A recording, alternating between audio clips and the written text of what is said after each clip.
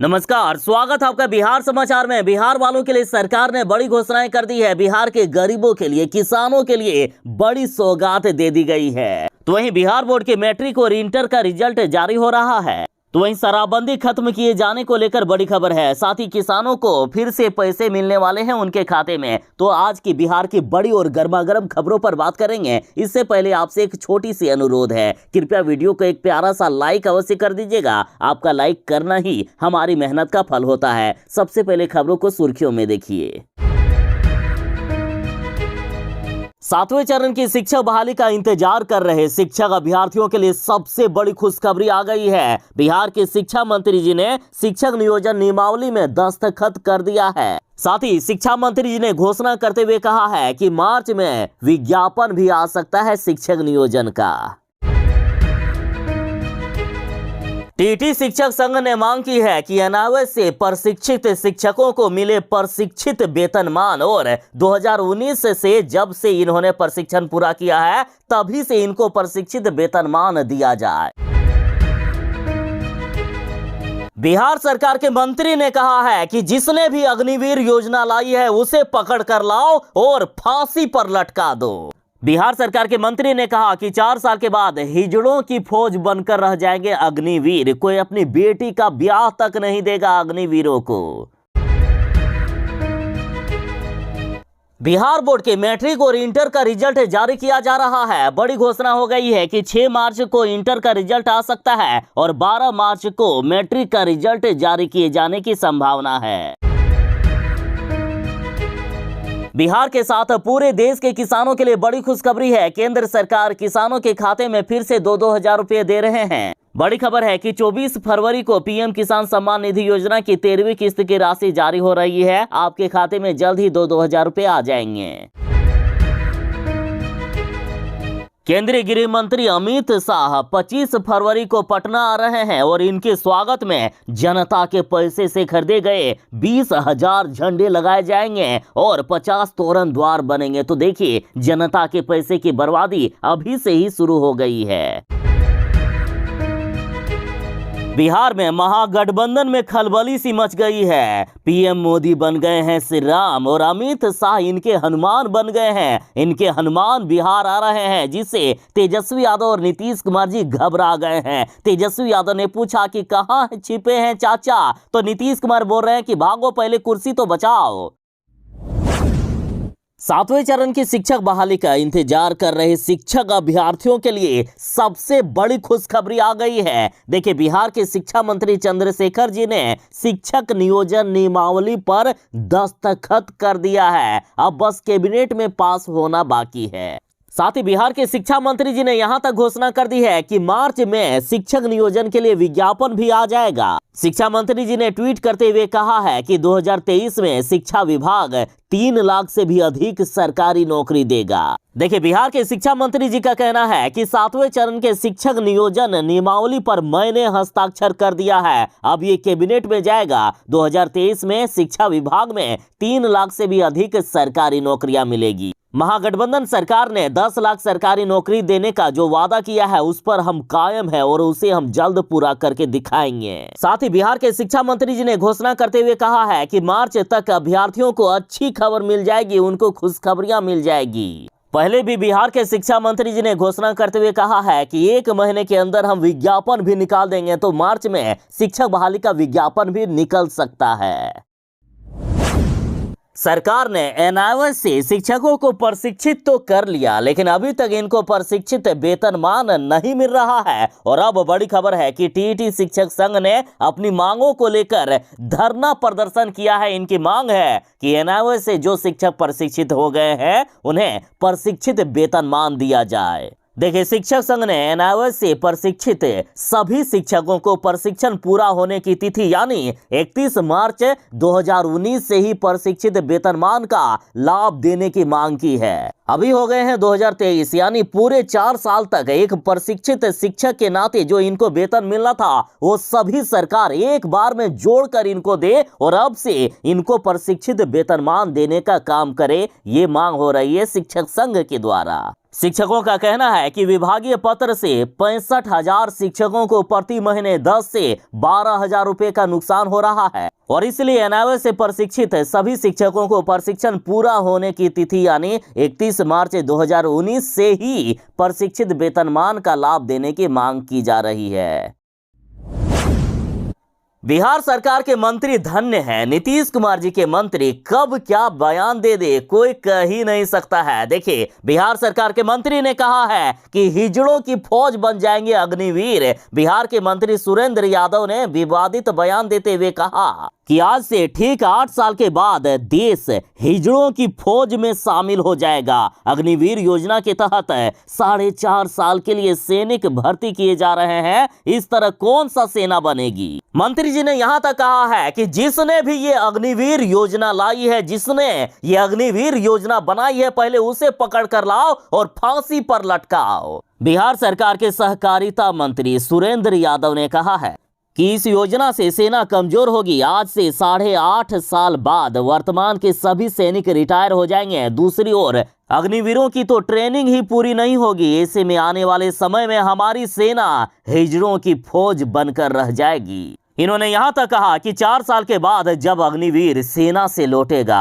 और कोई रिश्ते के लिए उन्हें पूछेगा, यानी कोई अपनी बेटी का ब्याह देना चाहेगा, तो उल्टे पांव ही लौट जाएगा। अग्निवीरों को देखकर वे ऐसा ही कहेंगे कि कहां बेटी को बर्बाद करेंगे, कहां अपनी बेटी की जिंदगी बर्बाद कर देंगे। ये तो बेरोजगार है, आगे कुछ करेगा कि नहीं पता नहीं। बिहार बोर्ड के मैट्रिक और इंटर का रिजल्ट जारी होने वाला है। बिहार बोर्ड को लेकर बड़ी घोषणा हो गई है। देखिए, बोर्ड ने कहा है मार्च के अंतिम सप्ताह से लेकर 15 अप्रैल के बीच आ जाएगा।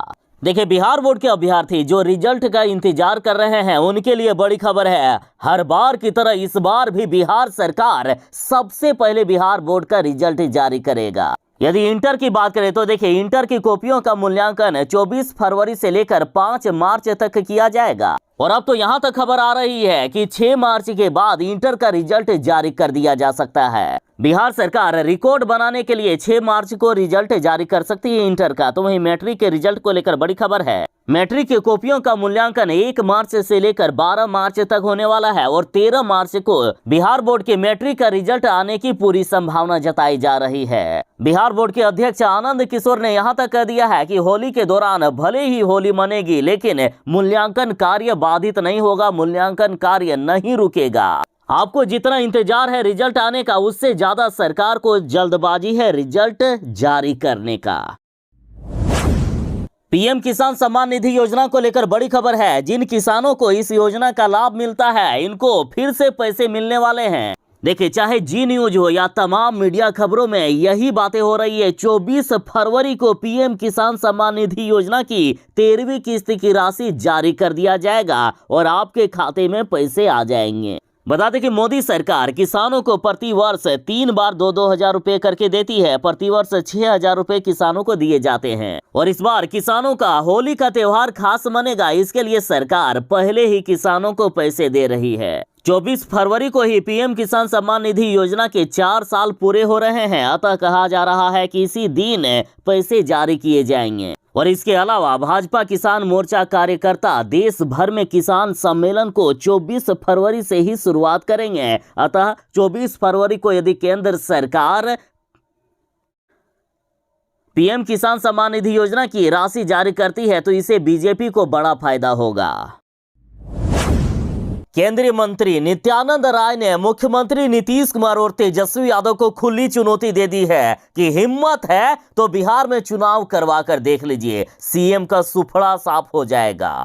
देखिए, मुख्यमंत्री नीतीश कुमार जी और तेजस्वी यादव ने घोषणा किए हैं कि इस बार लोकसभा चुनाव में बीजेपी को हम 100 सीटों पर सिमटा देंगे यदि सभी विपक्षी पार्टियां एकजुट हो गई तो इसका जवाब देते हुए केंद्रीय मंत्री नित्यानंद राय ने कहा है कि अरे वो बिहार के सरकार वालों, क्यों भ्रम पाले हुए हो, पूरा देश तो छोड़ दीजिए, बिहार भी आप लोग नहीं जीत सकते हैं। यदि हिम्मत है तो मेरी चैलेंज को स्वीकार करके दिखा दीजिए। यदि आप लोगों ने सिर्फ बिहार ही जीत लिया तो पूरा का पूरा भारत आपकी झोली पर डाल देंगे। नित्यानंद राय ने कहा है कि महागठबंधन के नेता जिस तरह बोल रहे हैं ना, उन्हें हम चैलेंज करते हैं कि अगर उन्हें हिम्मत है तो बिहार में विधानसभा चुनाव करवा कर देख लें। महागठबंधन का बिहार में ही सुफड़ा साफ हो जाएगा, पूरा देश तो दूर की बात है।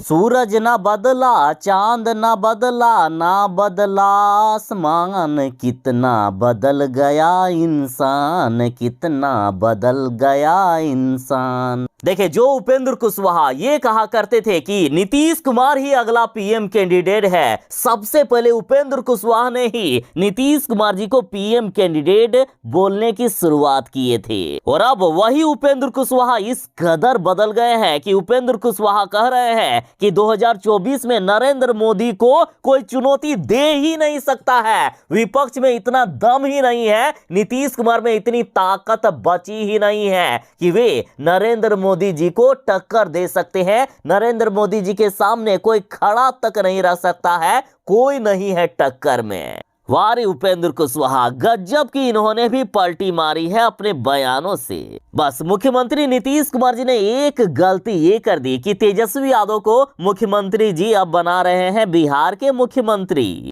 और ये उपेंद्र कुशवाहा को बर्दाश्त नहीं हुआ। और अब तो यहां तक खबरें आ रही है कि उपेंद्र कुशवाहा जल्द ही बीजेपी में भी शामिल हो सकते हैं। यदि इतनी जल्दी ये बीजेपी के साथ चले गए तो इनकी क्या इज्जत रह जाएगी। इसलिए खबरों में कहा जा रहा है कि कुछ दिन के बाद उपेंद्र कुशवाहा बीजेपी में शामिल हो सकते हैं। और कुछ दिन पहले ही तो संजय जायसवाल उपेंद्र कुशवाहा से मिलने भी आए थे।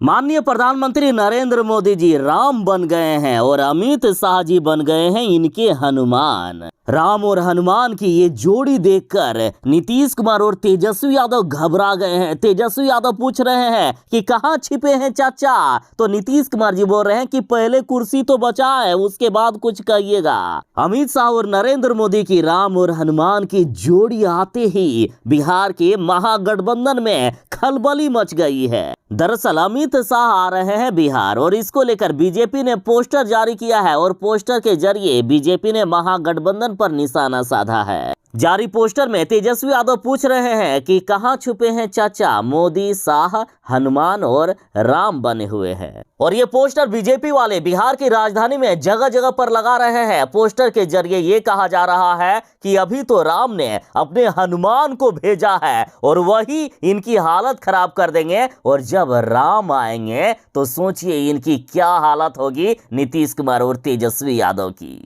2024 के लोकसभा चुनाव को लेकर अभी से ही बीजेपी वाले विजय ध्वज लहराना शुरू कर दिए हैं।